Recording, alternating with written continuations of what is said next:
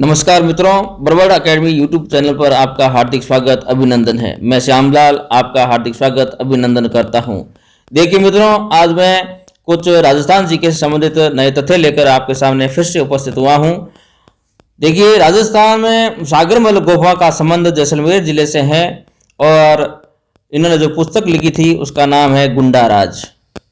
गुंडा राज पुस्तक का नाम है और ये जैसलमेर जिले के क्रांतिकारी थे और इनको लाठियों से पीट पीट कर इनकी हत्या की गई।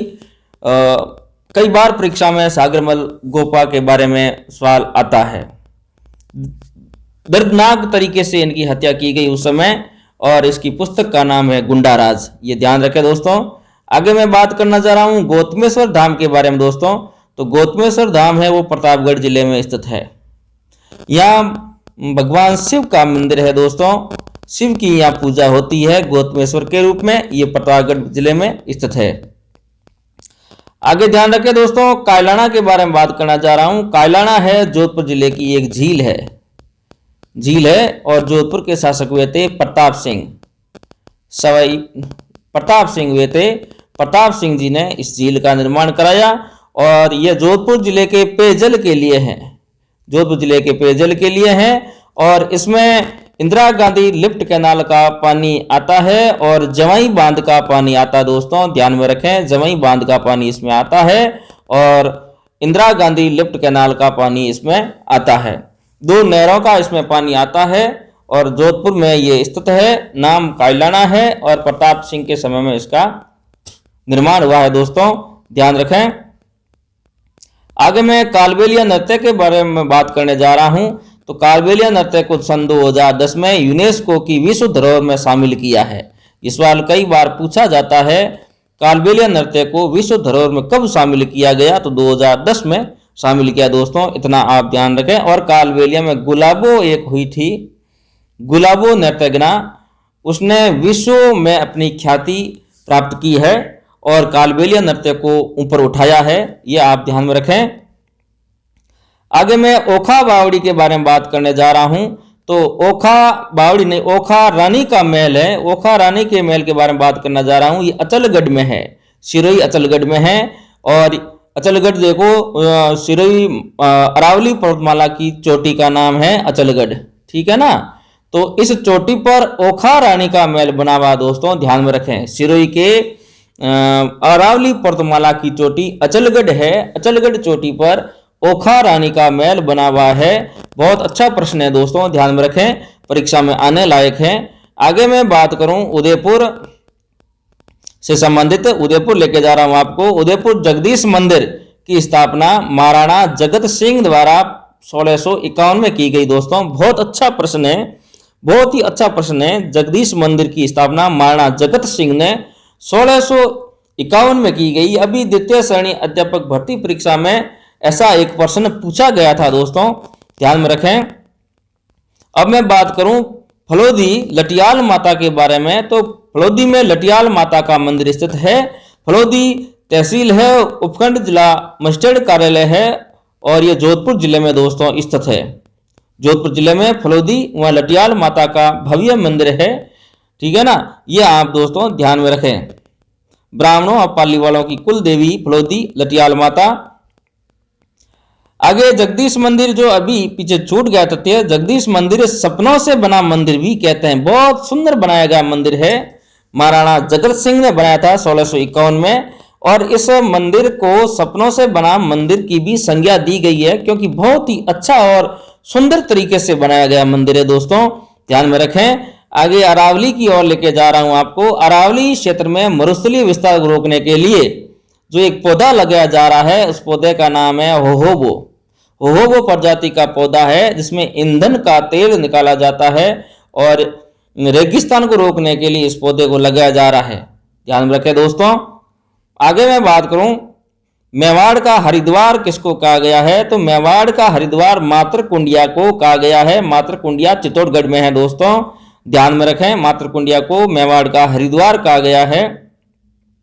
आदिवासियों का यहाँ बहुत भव्य मेला भरा जाता है दोस्तों, ये भी ध्यान में रखें। आगे मैं बात करूं उदयपुर के बारे में दोस्तों। तो उदयपुर में चारों ओर पहाड़ियां होने के कारण उदयपुर की आकृति एक तसरी नुमा है, तसरी नुमा बेसिन जैसी है, इसलिए इस क्षेत्र को गिरवा क्षेत्र भी कहते हैं। कई बार ये परीक्षा में सवाल आया हुआ है, ध्यान में रखें। उदयपुर में चारों तरफ पहाड़ियां होने के कारण उनकी आकृति एक तसरी नुमा बनी हुई है, इसलिए इनको गिरवा भी कहते हैं, गिरवा की पहाड़ियां भी कहते हैं दोस्तों, ध्यान में रखें। देखिए गैब सागर झील कहाँ है, जो डूंगरपुर में है दोस्तों, ध्यान में रखें। कई बार आया हुआ सवाल है। कडाना का बांध कहाँ स्थित है, तो कडाना का बांध बांसवाड़ा में स्थित है, और यह बांध मिट्टी से बना हुआ बांध है, मिट्टी से बना हुआ बांध की भी संज्ञा दी गई है इसको। हेमावास का बांध कल की कक्षा हुई थी, उसमें मैंने जिक्र किया है, पाली जिले के हेमावास गांव में बना हुआ बांध है हेमावास। बरबरी किस पशुधन की नस्ल है, तो बरबरी बकरी की नस्ल है दोस्तों। और चनौदर किस पशुधन की नस्ल है, तो चनौदर भेड़ की नस्ल है दोस्तों। कांकरेज किस पशुधन की नस्ल है, तो कांकरेज गोवंश की नस्ल है। ये सारे प्रश्न हैं गत परीक्षा में आए हुए हैं दोस्तों, आप अच्छी तरीके से इन प्रश्नों को एक बार जरूर देख लें, क्योंकि हर बार प्रश्न रिपीट होते हैं, कुछ नए प्रश्न हैं, कुछ रिपीट होते हैं, तो रिपीट होने वाले सवाल आते हैं, तो उन सवालों को गलत नहीं करना चाहिए। अगर गलत कर देते हैं तो मेरिट के शुद्ध आकलन से हम पीछे रह जाते हैं। आगे मैं बात करने जा रहा हूं, देखिए लोही किस पशुधन की नस्ल है, तो लोही भेड़ की एक नस्ल है। राजस्थान में किसानों हेतु कृषि में आसानी के लिए कृषक कल्याण कोष का गठन कब किया गया, 16 दिसंबर 2019 को किया गया दोस्तों, ध्यान में रखें। 16 दिसंबर 2019 को कृषक कल्याण कोष का गठन किया गया। स्वस्थ धरा खेत हरा का नारा किससे संबंधित है, तो मृदा स्वास्थ्य कार्ड योजना से संबंधित है। स्वस्थ हरा खेत हरा, स्वस्थ धरा खेत हरा का नारा मृदा स्वास्थ्य कार्ड योजना से संबंधित है। डामोर जनजाति अधिकतर कहां पाई जाती है, डूंगरपुर और बांसवाड़ा जिलों में डामोर जनजाति अधिकतर पाई जाती है। डामोर जनजाति का क्षेत्र है डूंगरपुर और बांसवाड़ा। और रतवाई नृत्य है, देखिए दोस्तों रतवाई नृत्य लोक नृत्य संबंधित है, तो मेवात क्षेत्र का है। रतवाई लोक नृत्य मेवात क्षेत्र का है, ध्यान रखें। बहुत ही अच्छा प्रश्न है दोस्तों, बहुत ही वेरी गुड प्रश्न है, इस प्रश्न को आप ध्यान में रखें। रतवाई नृत्य लोक नृत्य कहां का प्रसिद्ध है, तो मेवात क्षेत्र से संबंध रखता है ये दोस्तों।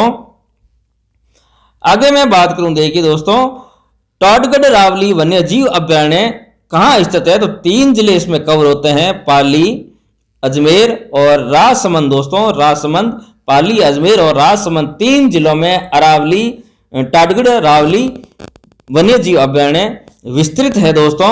बंद बारहेटा वन्य जीव अभ्यारण्य कहां स्थित है, तो बंद बारहेटा भरतपुर जिले में स्थित है दोस्तों। अच्छा प्रश्न है।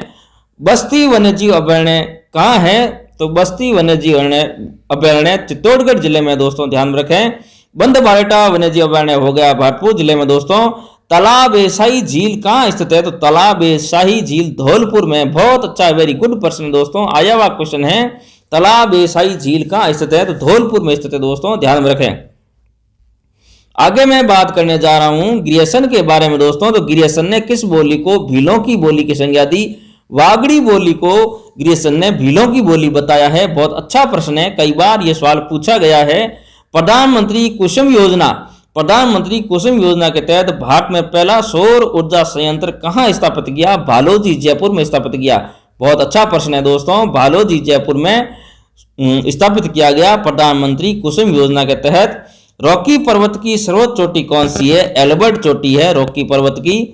अन्नातोलिया का पठार कहाँ है, टर्की में है दोस्तों।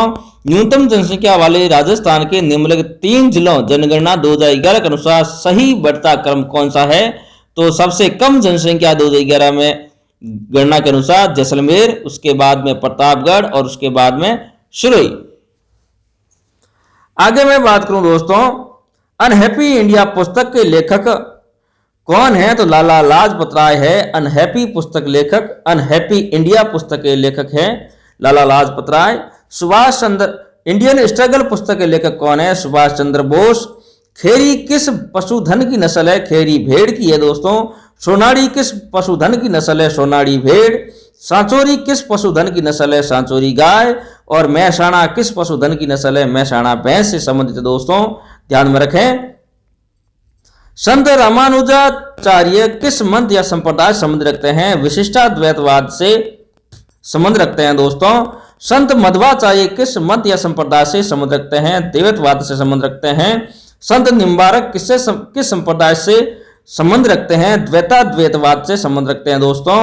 और संत वल्लभाचार्य किस मत से संबंध रखते हैं? शुद्धाद्वैतवाद से हैं। ऐसे ही सीधे प्रश्न पूछे जाते हैं कॉम्पिटिटिव एग्जाम में। वैसे हिंदी साहित्य से संबंधित है, परंतु जीके में ये सवाल कई बार पूछ लिए जाते हैं दोस्तों, तो ध्यान में रखें। आगे मैं बात करूं, मलिनाथ पशु मेला कहां भरा जाता है? श्री मलिनाथ पशु मेला तिलवाड़ा बाड़मेर में भरा जाता है। चंद्रभागा पशु मेला कहां भरा जाता है? चंद्रभागा कल की कक्षा मैंने बताया था, झालरा पाटन झालावाड़ में भरा जाता है दोस्तों। विद्यन कंगार भूमि का हिस्सा है दक्षिणी पूर्वी पठारी भाग। बहुत अच्छा प्रश्न है, ये मेरिट बनाने वाला क्वेश्चन है दोस्तों, ध्यान में रखें। विद्यन कंगार भूमि का हिस्सा दक्षिण पूर्वी राजस्थान का पठार। दिसंबर 2020 तक राजस्थान को स्थापित विद्युत क्षमता क्या है? 21,836 मेगावाट। 21,836 मेगावाट। पाशुपत नामक शैव संप्रदाय के प्रवर्तक कौन है? लकुलिश है दोस्तों। यह सवाल कई बार परीक्षा में पूछा गया सवाल है दोस्तों, ध्यान में रखें। आगे मैं बात करूं दोस्तों, देखिए भारत का कौन सा स्थल जुलाई 2021 में यूनेस्को की विश्व विरासत सूची में शामिल किया गया? तो भारत का रामप्पा मंदिर है, उसको विश्व विरासत की सूची में शामिल किया गया। अगला प्रश्न है, राव राय सिंह को राजपूताना का कारण किसने कहा था? मुंशी देवी प्रसाद ने कहा था। राजपूताना का कारण किसने कहा था? मुंशी देवी प्रसाद ने कहा था। इसमें कुछ राजाओं के नाम भी होंगे, कुछ बादशाहों के नाम भी होंगे ऑप्शन में परीक्षा में, तो ध्यान में रखें। एक इतिहासकार है मुंशी देवी प्रसाद, उसने कहा था राजपूताना का कर्ण। अगला सवाल है, 1857 की क्रांति के समय भरतपुर रियासत में ब्रिटिश पॉलिटिकल एजेंट कौन था? तो भरतपुर में मॉरिसन था। ब्राउन जल प्रपात कहाँ स्थित है? न्यूजीलैंड में दोस्तों। और भारत के प्रथम मानव युक्त महासागर मिशन का नाम क्या है? समुद्रयान है दोस्तों, ध्यान में रखें, समुद्रयान है। आगे मैं बात करूं दोस्तों, कौन सा एकमात्र महाद्वीप जिसकी कर्क रेखा, भूमध्य रेखा और मकर रेखा गुजरती है? अफ्रीका ऐसा महाद्वीप है, तीनों रेखाएं वहां से गुजरती है। बहुत अच्छा सवाल है। आगे प्रश्न है, राज्य बजट भाषण 2021-22 में डीम्ड विश्वविद्यालय के रूप में Rajasthan institute of advanced learning की स्थापना कहां की गई? तो जयपुर में की गई। बहुत वेरी गुड प्रश्न है दोस्तों, ध्यान में रखें। मांड प्राचीन नाम किसका था? मांड जैसलमेर क्षेत्र का नाम था मांड। राज्य के राज्यपालों की केंद्र द्वारा नियुक्त प्रावधान को लिया गया है, कनाडा से लिया गया है। राज्य के राज्यपालों की केंद्र द्वारा नियुक्ति के प्रावधान कहां से लिए गए हैं? तो ये कनाडा से लिए गए हैं दोस्तों, ध्यान में रखें। आगे मैं बात कर रहा हूं राजस्थान स्थापना दिवस के बारे में। तो राजस्थान स्थापना दिवस 30 मार्च को मनाया जाता है।